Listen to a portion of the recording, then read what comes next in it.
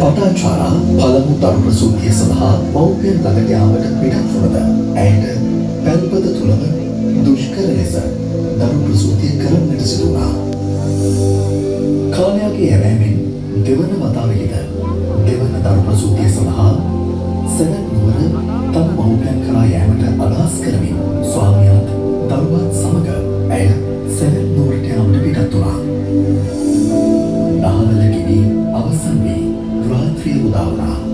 එය අඳුරු බිහිසුණු රාත්‍රියක්. අහස කුකුරා මහ වැසි වසින්නට වුණා.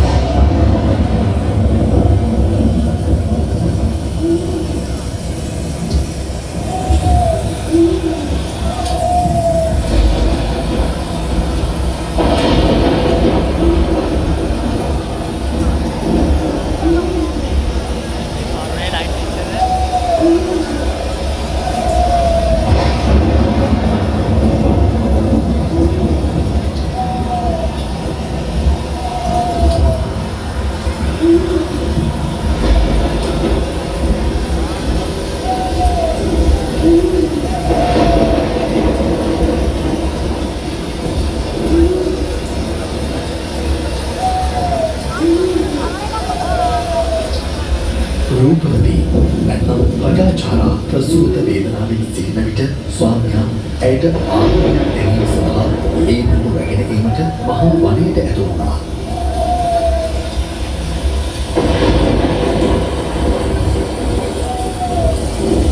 වනය තුළ ඇති තුවසක සිටි නාගයෙකු ස්වාමියාට දෂ්ට කිරීම නිසා ඔහු සිරිසුන්ව ඇද වැටුණා.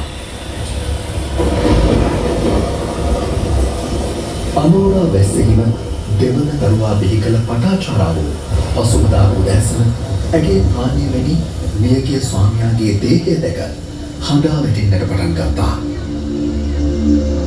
සිදුවී ඇති දෙය අවබෝධ වුණා.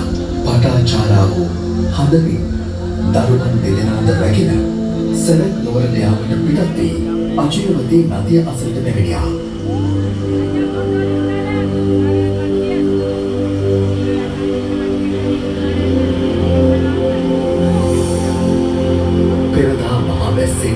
දෙකොඩ තලා යන අචිරවතී නදියෙන් දරුවන් දෙදෙනාව රැගෙන එකවර යා නොහැකි නිසා වැඩිමහල් දරුවා මෙකොඩ තියා අලුත උපන් දරුවා ගඟින්